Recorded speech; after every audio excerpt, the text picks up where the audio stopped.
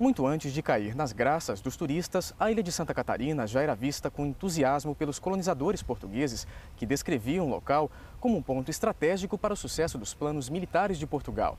Mas as terras que tanto chamaram a atenção dos portugueses também despertaram a cobiça de outros povos.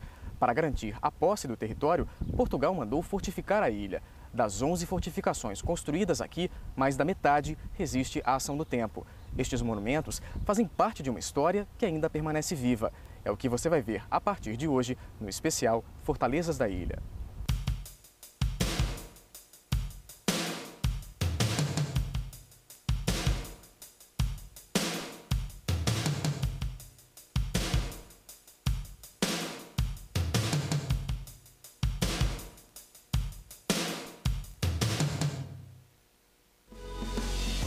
Ilha de Santa Catarina, acesso à Barra Norte.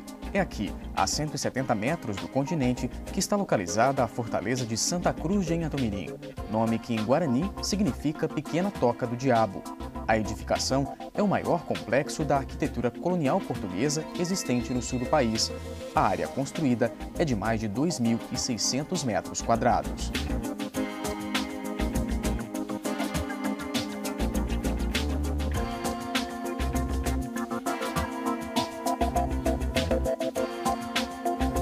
A fortaleza foi projetada pelo brigadeiro José da Silva Paz, primeiro governador da capitania de Santa Catarina, por ordem da coroa portuguesa. A construção teve início em 1739.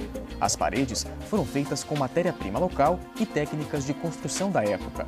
Escravos, índios e artífices foram os responsáveis pela mão de obra. Ela, na realidade, vai ser a sede, a gênese do estado de Santa Catarina, a gênese administrativa, política do estado de Santa Catarina, porque é lá que vai morar inicialmente o nosso primeiro governador, o Silva Paz, também o autor e o projetista da própria fortaleza e de todo o conjunto de defesa inicial. Ali vai ser então a Casa do Comandante, o nosso primeiro palácio do governo. Ali começa politicamente o estado de Santa Catarina. Ainda hoje a fortaleza de Santa Cruz preserva boa parte da estrutura original.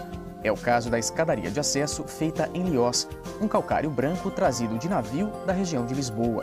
No topo da escada, um pórtico em estilo oriental. É a portada, única na arquitetura militar luso-brasileira.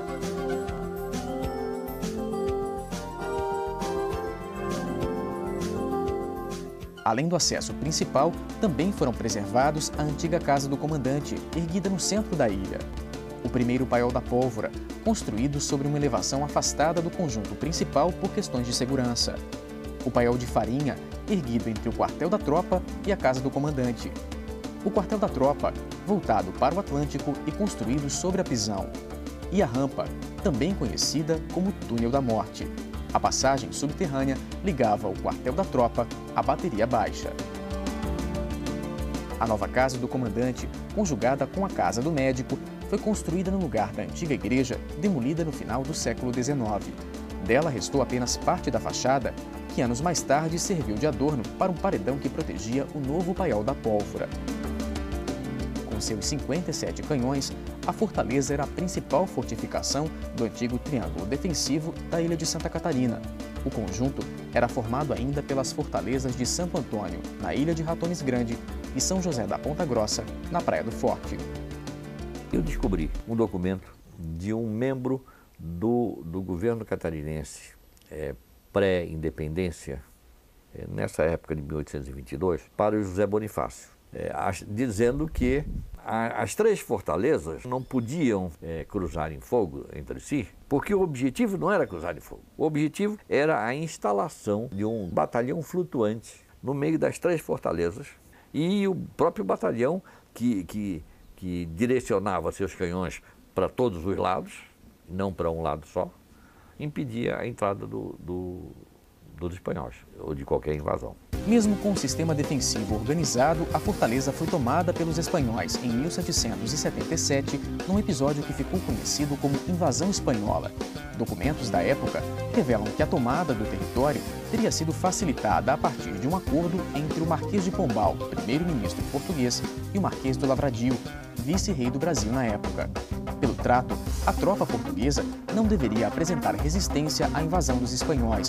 Além da ilha de Santa Catarina, eles invadiriam a colônia do Sacramento, no Uruguai, que também pertencia a Portugal.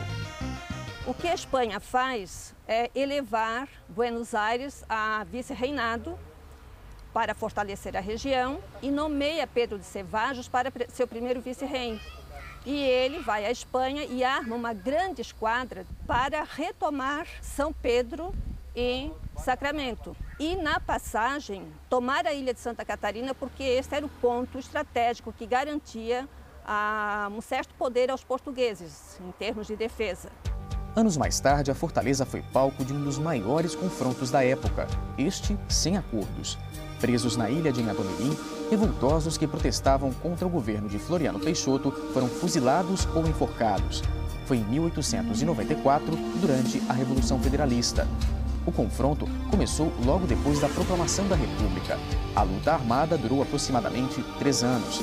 Com o fim da revolta, Desterro passou a se chamar Florianópolis, uma homenagem ao Marechal Floriano Peixoto. Para preservar esta memória, o patrimônio histórico tomou a fortaleza em 1938, mas foi somente a partir de 1970 que o Instituto do Patrimônio Histórico e Artístico Nacional e a Universidade Federal de Santa Catarina iniciaram a restauração do conjunto. Graças à iniciativa, estas paredes guardam ainda hoje parte importante da história de Santa Catarina, um patrimônio para ser admirado.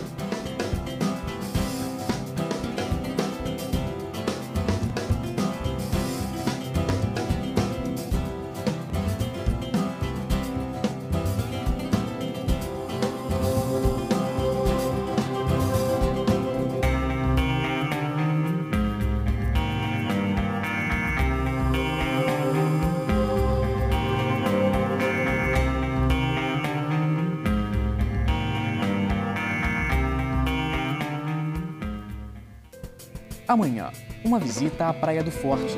No segundo episódio da série, você vai conhecer a fortaleza de São José da Ponta Grossa, a segunda maior da região.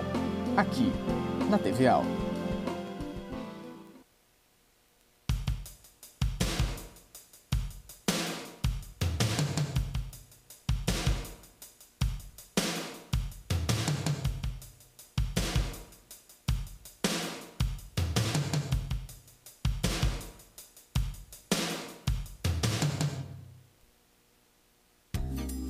Situada de forma estratégica no alto de um morro na Praia do Forte, norte da ilha, está a fortaleza de São José da Ponta Grossa, a segunda do sistema triangular de defesa da ilha de Santa Catarina, projetada pelo brigadeiro Silva Paz. A fortificação foi erguida a partir de 1740. São José da Ponta Grossa foi a primeira fortaleza a ser tomada pelos espanhóis na invasão de 1777. A esquadra afundiou em Canasvieiras, né?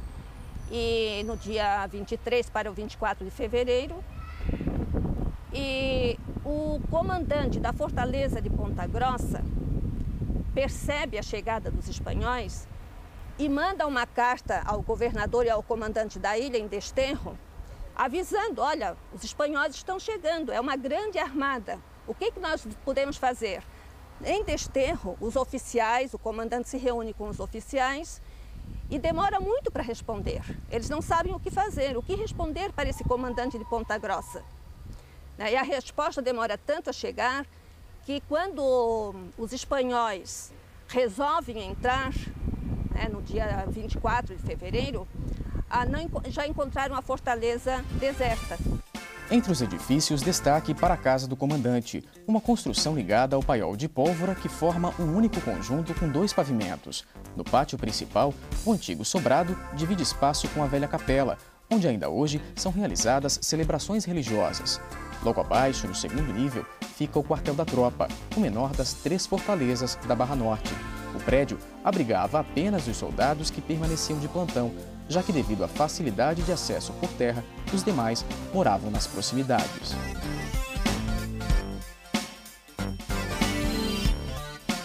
Na época da construção, a fortaleza contava com 3 baterias de canhões armadas com 31 peças de artilharia, mas ao longo dos anos, boa parte foi depredada. Durante muito tempo, a fortaleza ficou abandonada. Foi somente na década de 70 que os edifícios começaram a ser restaurados. São José da Ponta Grossa estava ocupada pela população local. Havia casas, galinheiro, horta, tudo dentro da fortaleza. Então foi um trabalho lento de convencimento, né, de mostrar que aquilo tinha que ser restaurado, né? E foi encontrado muita peça enterrada, restos de munição, peças, ferramentas, peças de portas, janelas, né, que acabaram desaparecendo, apodrecendo, estragando, algum vandalismo que sempre levam a telha, levam a porta, estava muito danificado. A fortaleza de São José da Ponta Grossa operava em conjunto com a bateria de São Caetano, construída em 1765, 200 metros a leste da fortificação. A função era dar cobertura à fortaleza pelo lado das praias de Jurerê e Canasvieiras, que até então estava desprotegido. A bateria era armada com 6 canhões. Hoje, restam apenas uma base de guarita, trechos de muralhas e vestígios de uma pequena construção que teria servido de casa da guarda e casa da palamenta.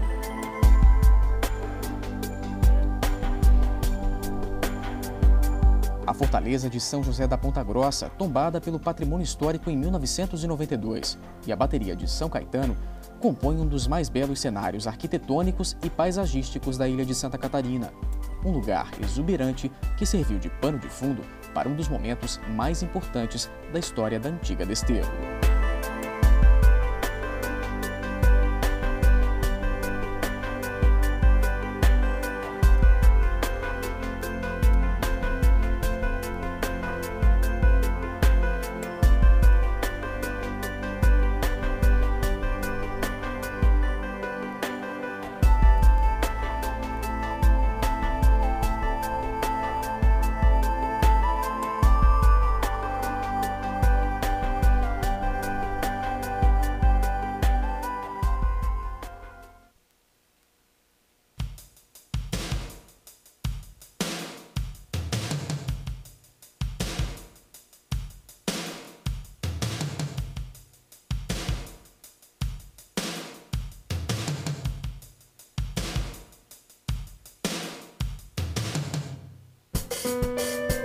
A fortaleza de Santo Antônio, na ilha de Ratones Grande, é uma das 3 fortificações da Barra Norte da ilha.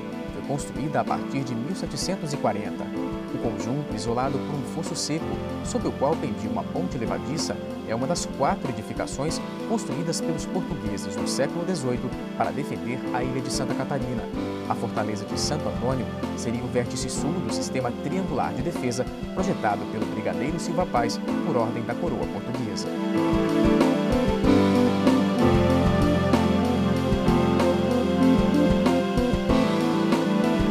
Os principais edifícios da fortaleza foram erguidos assim, de forma alinhada. São protegidos pela encosta e ficam de frente para o mar.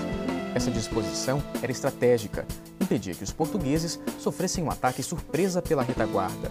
Na fortaleza, ainda é possível ver o que restou das 2 baterias de canhões, na época armadas com 14 peças de artilharia. Construídas no século XVIII, elas foram restauradas pela Universidade Federal de Santa Catarina a partir de 1990. Acredito que a fertilidade do terreno, porque ali devia ser um sambaqui, a fertilidade daquele terreno fez com que o mato encobrisse totalmente a fortaleza, né?